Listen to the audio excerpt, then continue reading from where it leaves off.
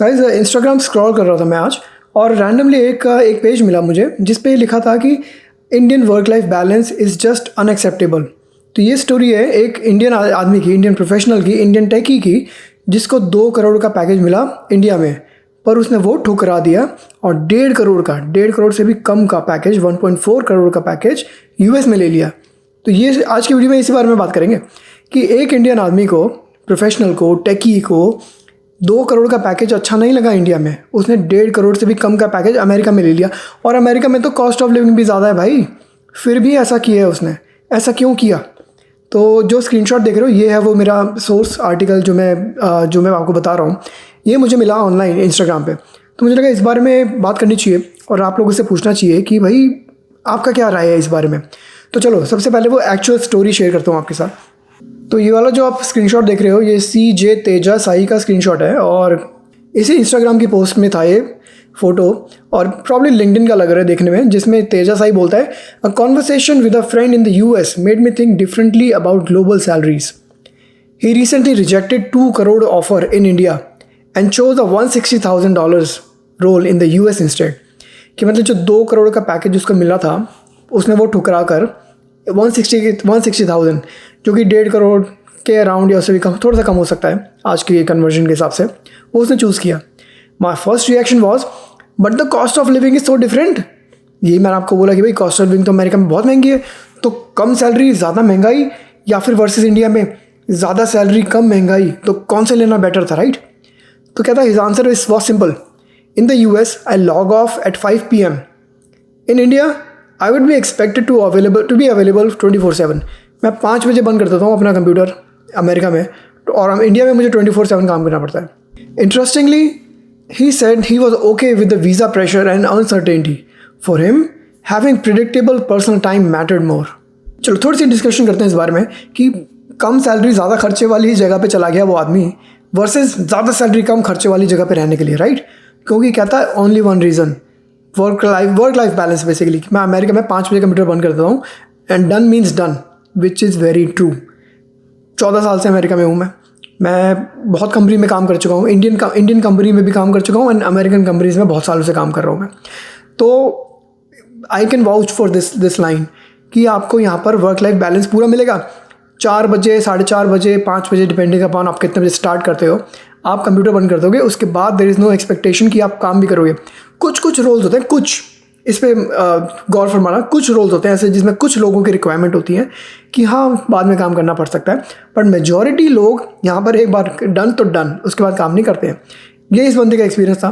5 बजे done means done, और while in India my expectation was to be available 24/7 and this is true. पता है क्यों? क्योंकि जो इंडिया में जो मोस्टली प्रोजेक्ट्स होते हैं ना वो अमेरिकन कंपनीज़ के होते हैं, और अमेरिकन कंपनी अमेरिकन टाइम पे काम करती है। तो फिर जब वो काम कर रहे हैं अमेरिका में, तो इंडिया में तो रात को भी काम करना पड़ता है ना आपको।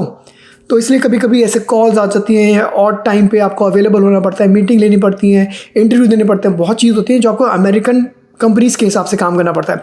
इसलिए इसको भी 24/7 अवेलेबल होना पड़ा। And I have seen many people, seen तो छोड़ो, मैं खुद भी जब इंडिया में था, मैं भी अमेरिकन कंपनी के लिए काम करता था जब मैं इंडिया में था। मैं भी भाई साहब यही एक्सपेक्टेशन थी कि मैं वीकेंड पे भी फ़ोन उठाऊंगा, मैं रात को भी नाइट शिफ्ट करता था मैं कंपनीज़ के लिए, बहुत एक्सपेक्टेशन थी। और आज भी 2026 में भी मैं बहुत लोगों को देख चुका हूँ पर्सनली, मैं जानता भी हूँ पर्सनली, जो इंडिया में ऑफिस से आने के बाद भी लॉगिन करते हैं और सपोर्ट करते हैं because there client is US based. And mostly this is true, क्योंकि मोस्टली जो क्लाइंट्स होते हैं ना इंडियन कंपनीज़ के लिए वो अमेरिकन बेस्ड ही होते हैं, UK बेस्ड वगैरह भी होते हैं, पर अमेरिकन बेस्ड क्लाइंट्स बहुत होते हैं कंपनीज़ के। एक क्विक पॉज लूँगा मैं यहाँ पे, आपको रिमाइंड कराऊंगा, अगर आप हमारे चैनल ये वीडियोस देखना एंजॉय करते हैं, सब्सक्राइब बटन ज़रूर दबाएं नीचे। बहुत लोग आते हैं, देखते हैं, चले जाते हैं, सब्सक्राइब नहीं करते हैं। सब्सक्राइब करेंगे तो मेरा चैनल ग्रो करेगा, मैं आपके लिए वीडियोस कंटिन्यू करूँगा बनाना।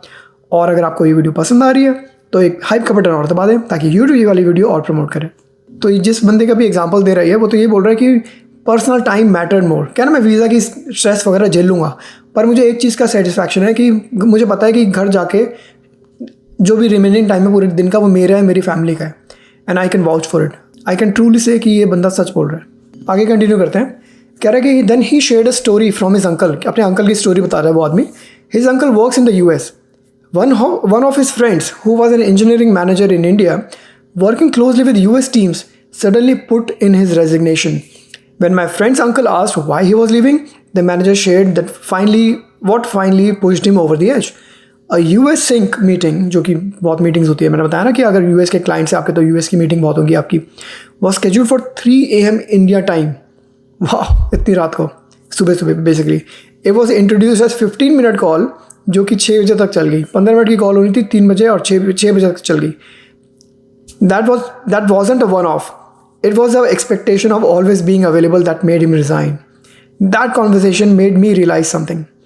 When we compare offers across countries, we usually compare salaries and taxes.